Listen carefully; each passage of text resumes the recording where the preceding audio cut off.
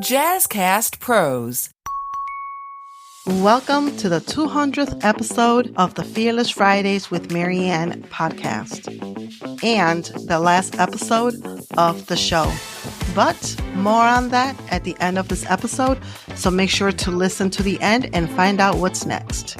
I am super excited because we are doing something that I have never done before for part 2, as I'm about to dig deep into some somatic healing and integration. I have 2 amazing ladies. Hi, Maryann. I'm Christy, and I'm the other half of 2Psychic Nobodies. And I'm Amanda, the first half, seeing as you said you're the other half. Or shamanic coaches, we like to call ourselves. So we're both coaches and counselors, and we both have actually done shamanic training with a mentor here in Australia. Yeah. So, Maryann, how do you feel about putting some statements of release? Sounds good. Yeah, okay. Okay, so Maryann, what I'll do is I'll make a statement and I'll just get you to repeat it. And as much as you can, feel into the words. And if you want to add something to it or maybe shift or change a word a little bit, the energy of the words is really important. And sometimes a certain word will land more powerfully than another. Okay. Okay. So I give myself permission. I give myself permission to have an incredible story that is my past. to have an incredible story that is my past. I give myself permission to love the colorful story that I have. I give myself permission to love the colorful story that I have. I give myself permission I give myself permission to love the teenager that I was. To love the teenager that I was. And to love the adventurous nature that she had. And to love the adventurous nature that she has. I no longer minimize my story. I no longer minimize my story. To make it palatable for others. To make it palatable for others. My story is mine. My story is mine. And it doesn't matter what anybody else thinks. And it doesn't matter what anybody else thinks. Because ultimately, it's who I am. Because ultimately, it's who I am. And I'm pretty fucking awesome. And I'm pretty fucking awesome. Yes, there we go. Big shift. Awesome. So just breathing into that. Maryann, coming back to your breath. It's like all of these beautiful new cycles ready to be birthed, and they're just behind me. And what's holding it back, Amanda, is like this net. And so I'm just going to tune into that net. And again, it's about putting words around the story in a way that suits you and not everybody else. And actually, have you ever spoken about this sort of stuff on the podcast from this particular time of your life? Some, but not in depth. Okay, so again, this is a permission thing, and the guides are actually saying it's safe to do that now if you choose to and in the way that you want to. So again, it's more about that permission of it's time for me to be able to speak freely about this, knowing that so many of us have walked a very similar path. So it's not just about your healing, it's about the listeners and what they will also get out of it as well, which is kind of similar sort of stuff as what we're doing on our podcast. Hey, Amanda. Yeah, that's right. It's like healing for the collective, and it doesn't always come from sitting in front of a practitioner. It can come from driving along the highway and hearing someone else's story that resonates so deeply with yours, and it takes one person to go, well, if she's brave enough to talk about this in a public way, then this gives me permission too, and it gives me the courage to let go of any fear and do the same thing. Or even just to recognize it within themselves to take the next steps that they need towards their own healing. I give myself permission to know I give myself permission to know deeply within that it is safe to be who I am. that it is safe to be who I am. It is safe to love my own story. It is safe to love my own story. My story is my past, My story is my past, and there are some aspects of it that I can choose to leave there. and there are some aspects of it that I can choose to leave there. I give myself permission I give myself permission to bring the parts of my story forward to bring parts of my story forward into my current life into my current life that I choose to resonate with. that I choose to resonate with, For the purpose of healing myself for the purpose of healing myself and the purpose of healing for others and the greater community. and the purpose of healing others and the community. Beautiful. There we go. Another big shift. And just a huge clearing there from the heart all the way up through that communication chakra, up through the third eye and out through the crown. And again, just focusing this time on your belly space and that deep breath in and feeling the belly rise and blowing it out. And another contract wanting to come through, Amanda, this time a birthright contract.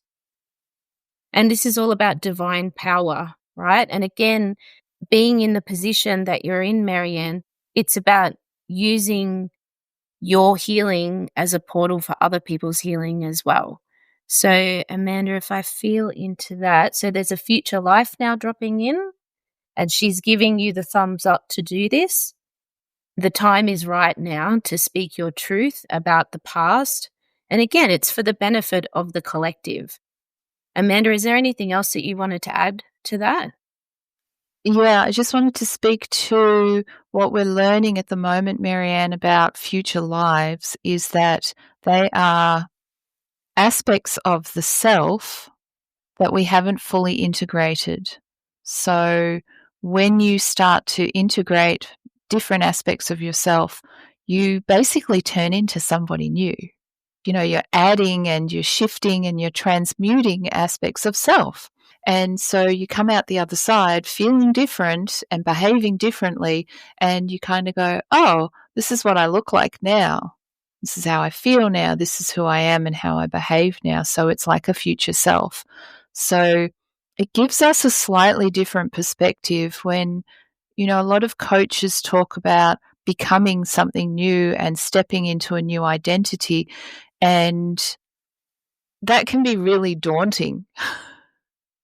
I want to be this person and I see all these other people behaving this way, so I want to integrate something that they have into myself. It's like, yeah, that's what you're doing, but there are already aspects of self. You already have it within you. You just need to bring it to the fore. And if you only have the capacity for a certain amount of self, then if you're bringing in something that you want a lot more and you can see how much more benefit it has for you in your life, it's going to shift something else away. So as you change your vibration and your frequency, things and people and aspects will drop away. So if you're focusing on something good that you want, it's other things and other behaviors that drop away just naturally, organically. Yeah. And just hearing that has shifted a lot of that distorted energy that I was feeling coming in. And what's dropped in on top of it, Amanda, is the power of communicating from that high heart. Right. The higher heart, Maryann, is about understanding what your highest heart's desires truly are. Yeah. So that's all interconnected when we're talking about integrating aspects of self and stepping into a new identity as you move forward into your future self. So we have to know what we want to be able to create it.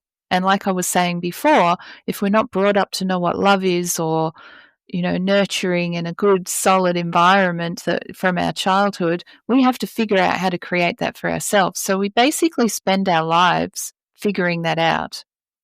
And that can look like this crazy teenage behavior of tearing around and disappearing and losing nights and having relationships and them not lasting long, and I can totally relate to all of that. I did all of that myself as well. So I totally hear what you're talking about. It's all a process, a massive, massive learning process. And if that's what we're here to do, then you're doing great.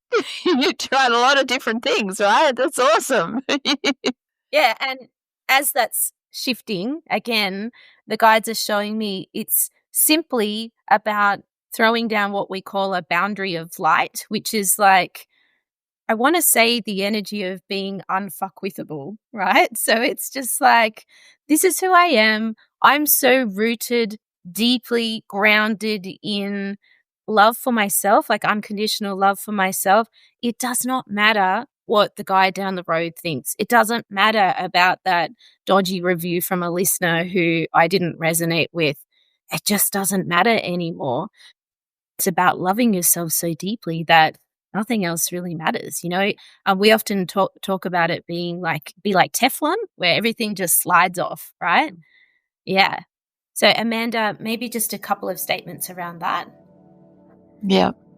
I give myself permission to know that my path, windy as it has been, that my path, windy as it has been, is part of my story, and it's colorful and wonderful. Is part of my story, and it's colorful and wonderful. I give myself permission.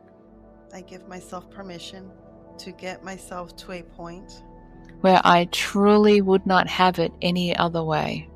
Where I truly will not have it any other way. I love all aspects of my life. I love all aspects of my life. Unconditionally. Unconditionally. For it's made me who I am today. For it's made me who I am today. Beautiful. That's it. Another big shift. And this time, really clearing off any question marks over that future life. Another big clearing through that throat chakra. And this is all about expressing yourself and your story in the energy of unconditional love, and all of those beautiful new cycles of divine light now dropping in. And we'll just give the guides a minute to come in and tie everything off nicely. I give myself permission. I give myself permission to lead in my life. To lead in my life. With the energy of the high heart. With the energy of the high heart. Beautiful. And that final statement, just finishing things off. Beautiful. And they're recommending a couple of days to just let that settle, Maryann. Are you a writer? Do you journal? I'm a writer, but I don't journal. Okay. Because what I'm getting is that it could be of some benefit for you to start to just jot down ideas about things that you want, what you want your environment to look like, relationships with people, just things as they pop into your mind. And if you feel like, if you have a morning routine, sometimes it's nice to, literally 5 minutes is enough. You might end up finding that once you get into the flow, it lasts longer.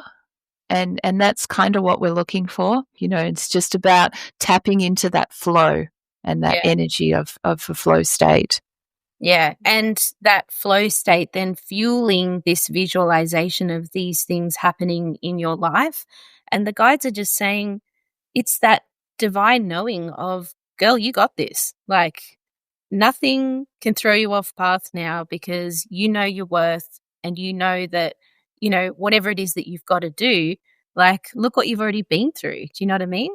The other thing they're recommending is hydration. So lots of water and lots of herbal tea. And what that does is you're laughing. It just helps flush the physical body out because we can shift the energy, but the 3D body, it just takes that little bit longer to kind of purge everything. Do you get out in nature very often? It's always been a desire, but I don't do it. Yeah. Well, do it. Touch grass, as my teenagers would say. Yeah. Yeah. And it's interesting because things that I've always, like when I picture my perfect life, or, we know nothing is perfect, but my ideal life, I always talk about that I have a journaling routine, that I'm drinking more water, and that I'm walking out in nature, that I'm being out in nature. And these are the things that I have to start working on. Oh, there you go. And to echo what we said before, that you are unfuckwithable as well. That's so great. That's so great. I love that. So one of the things that Amanda had talked about was shifting the vibration. So how does that work, and what does that look like? Do you know of the levels of consciousness? Not really.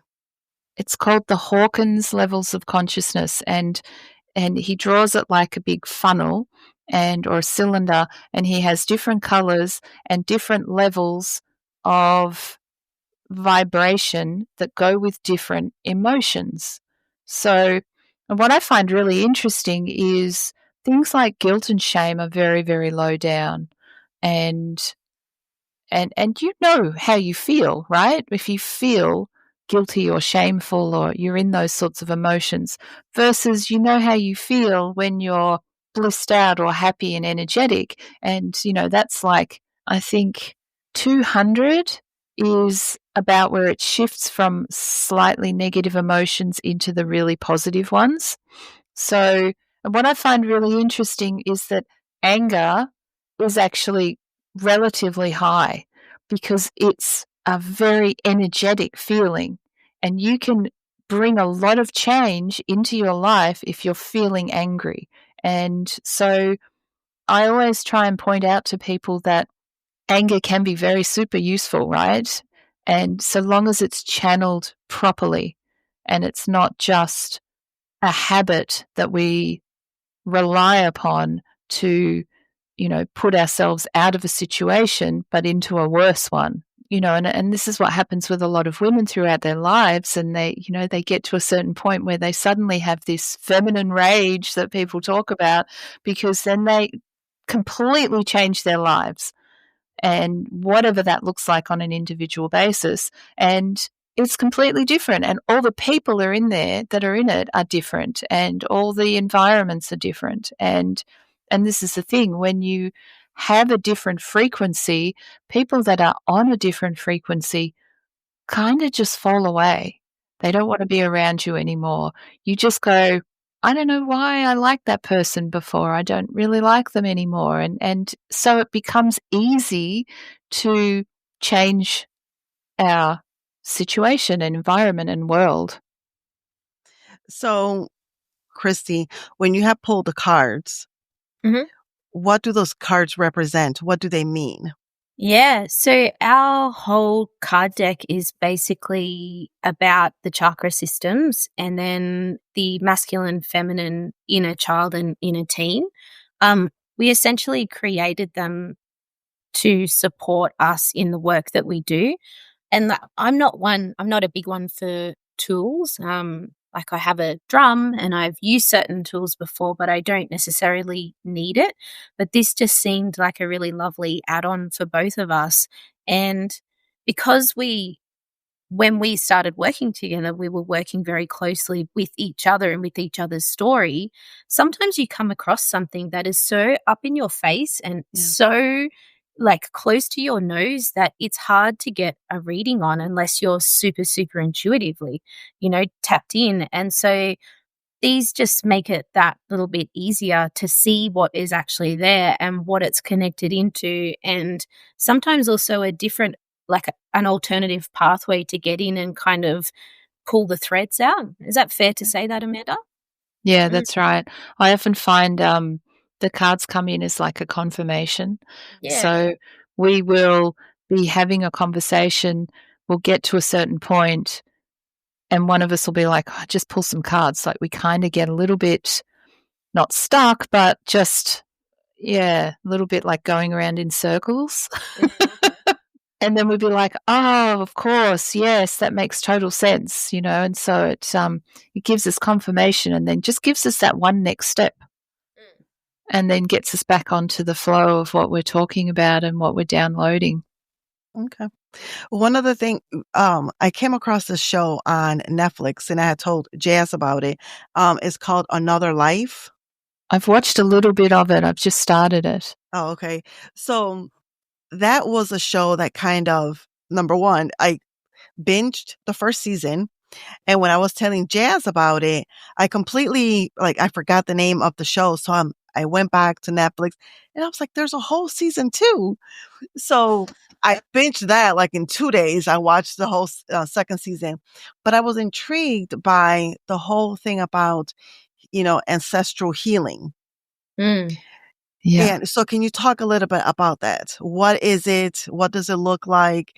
And is it something that we should be tapping into? Oh my God, so much yes. There's been a study done with mice where they gave the mice like a perfume. So they exposed them to a certain smell. And at the same time, they did something horrible to them, like they shocked them or whatever they did, right?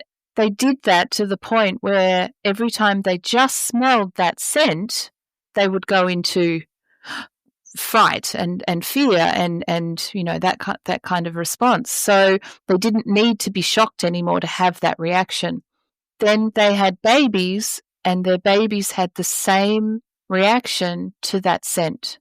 And then they had babies. So it went down, I think, 3, maybe 4 generations before the babies, without being shocked, were starting to not have the reaction. So they are actually born. So it's carried in our DNA out of a smell that you need to be afraid of a certain thing. So if that doesn't tell us how important healing our ancestry is, then I don't know what does, it really spells it out.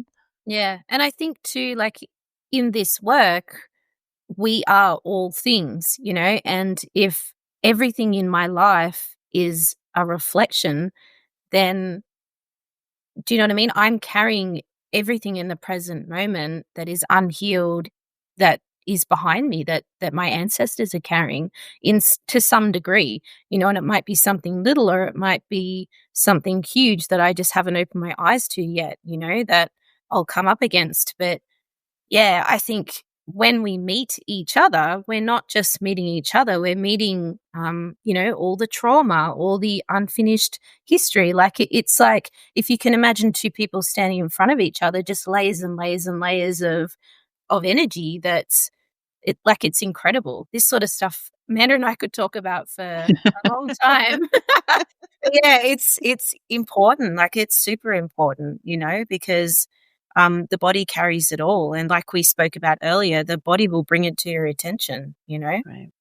Yeah. And that's interesting because one of the things I talk about when I, do speaking engagements and workshops is that my opinion, but it seems to be a fact, that fear comes to us by one of 3 ways, either by something that actually happened to you, by things that we see on social media or see on the news and things like that, or it was passed down to us. Yeah. Mm-hmm. So collective fear or ancestral fear. Yeah. Or, situation. Individual. Yeah. Yeah. Love that. Amazing. Yeah. And one of the things that I have been talking to Jazz about is, again, because I talk a lot about healing the inner child and things like that. And I am actually going to be changing the name of the podcast in June to Healing Her Within. Mm-hmm. Nice. And I just love, it's everything is just making sense, as we talk and things like that. And, to Chrissy's point, when you said it's kind of like, I think you said the future Maryann is, is like unfuckable. Mm-hmm. And is because I've always been afraid of what people are going to think and say, especially in my family, because I was raised in a very legalistic household and things like that, you know, you don't wear pants, you don't wear makeup, you don't wear jewelry unless it's just your wedding ring, and things like that. And I've always, even as a teenager, it's like things just really didn't make a lot of sense to me. So I experimented with, you know, different religions because I wanted to find things out for myself.